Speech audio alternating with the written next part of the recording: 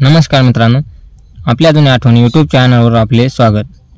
इयत्ता 5वी मराठी बालभारती पाठ्यपुस्तक। आज आपण बघणार आहोत मोती। मोती आला आणि आमच्या काळ्या गाईला पांडी झाली। त्यापूर्वी त्या गाईला प्रत्येक वेळी गोर्रा झाला होता।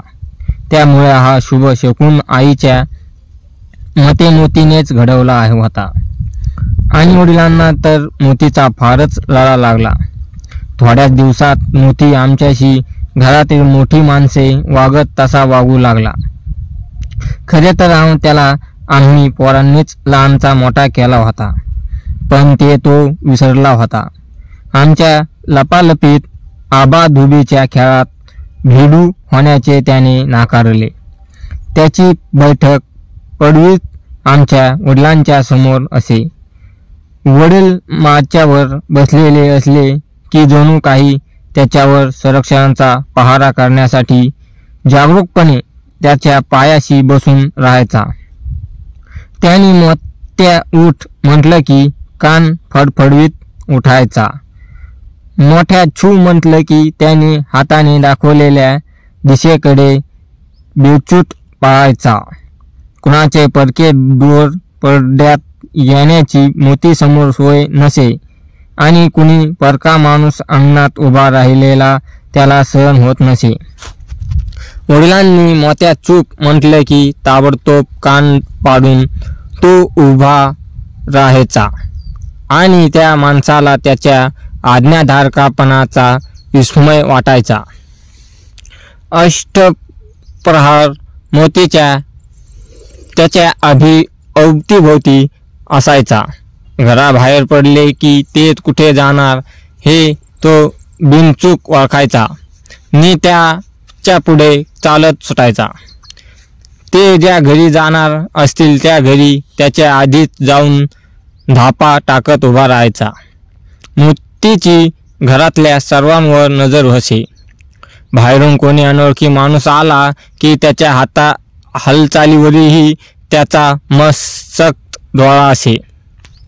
मोतीची नजर चुकून अंगणात पडलेले फणसाचे वाळलेले पानही कुणी उचलू धजत नसे। एकदा रात्री वडील कशासाठी तरी अंगणापलीकडील मोकळ्या जागी चालले होते। मोती पाठोपाठ होताच त्याला कसली तरी शंका आली। तो जोरजोराने भुकू लागला। वडिलांना तो एकही पाऊल पुढे टाकू देईना। भुकत तो अंगणापलीकडच्या फणसाच्या बुध्यापर्यंत जाईत नि पुन्हा मागे वडिलांपाशी येऊन भुके। आपल्या भाषेत काहीतरी सांगू लागे। वडिलांनी त्याच्या मनातले ओळखले।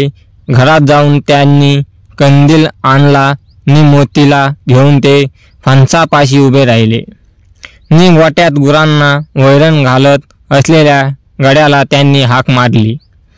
त्याला काठी घेऊनच यायला सांगितले। गडी काठी घेऊन आला। फणसाच्या बुध्याशी एक भला मोठा अजगर आपले बेंडकासारखे दिसणारे डोके पवित्र्यात उभारून तयार राहिला होता।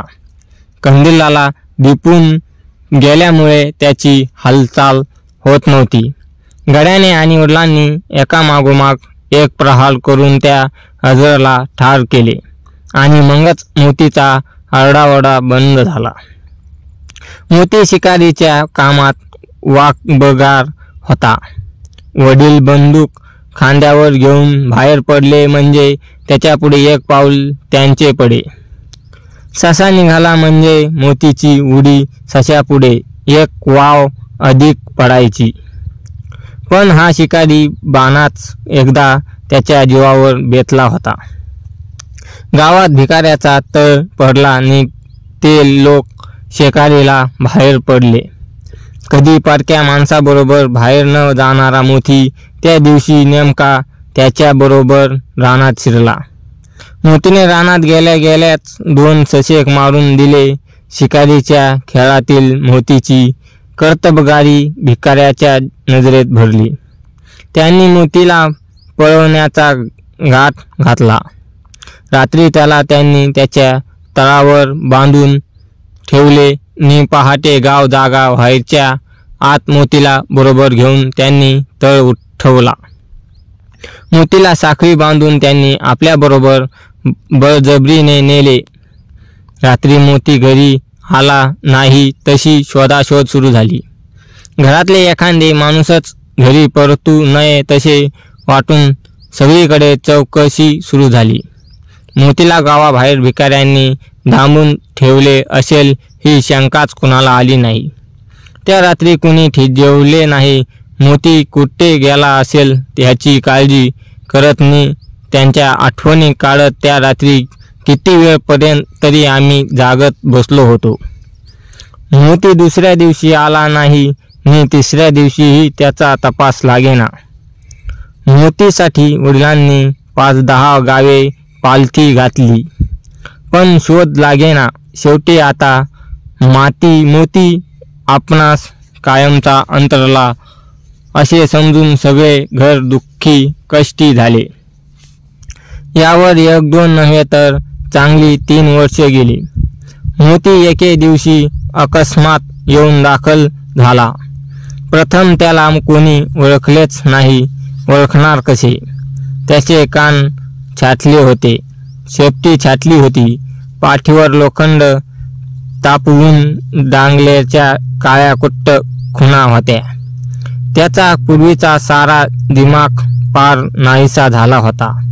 दुष्काळातून तोंड घेऊन आलेला एखाद्या जनावरासारखा तो हडकलेला कुत्रा आमच्या घरात ओळखीच्या माणसासारखा शिरला पाहून सर्वांना आश्चर्य वाटले.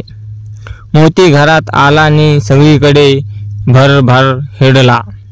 सगळ्यांना तो प्रेम भरणाने चाटू लागला. तरी कुणी त्याला ओळखू शकले नाही. तसा तो शहाणा कुत्रा दुःखी कष्टी झाला. आपल्याला या घरात कोणी ओळखले नाही हे त्याला कळून चुकले. निरोपात होऊन त्याच्या काळ्या भोर डोळ्यातून अश्वे ओघळू लागली. तोच वडील बाहेरून आले. त्यांना पाहताच तो आवेगाने पुढे झाला नि त्याच्या छातीवर दोन्ही पाय ठेवून तोंडातल्या तोंडात कुई कुई आवाज करू लागला. आपली भुंडी शेपटी हलवू लागला. वडिलांच्या अंगाला चाटू लागला.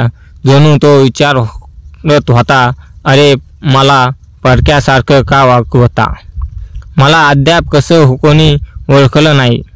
वडिलांनी त्याच्याकडे नीट पाहिले नि क्षणाभरात त्याला ओळखले.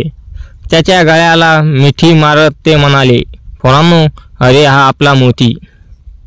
मोतीला मध्ये ठेवून आम्ही सर्वांनी आनंदाने त्याच्या भोवती उड्या मारल्या. आमची बहीण तर मोतीच्या गळ्याला घट्ट मिठी मारून बसली. न जाणो पुन्हा नाहीसा झाला तर. मोती आला नि पाठोपाठ भिकारी शोध करीत आले. आमचा कुत्रा आला आहे का असे विचारू लागले. भिकाऱ्यांची चाहूल लागताच मोती घाबरला आणि माझ घरातल्या कोपऱ्यात दडून बसला. तो वाघासारखा कुत्रा पण भीतीने थरथर कापू लागला. त्याची ती अवस्था वडिलांनी पाहिली नि ते बाहेर उभा राहिलेल्या भिकाऱ्यांना म्हणाले, आता बऱ्या बोलाने गाव सोडता की हवं 14व रत्न? माझा तरणा बाद कुत्रा पळवून त्याची दशा लावलीत तुम्ही. जखड मंतारा झाला माझा कुत्रा. आता त्याची आशा धरली तर पुन्हा घाटावरून उतरू देणार नाही, याद राखा.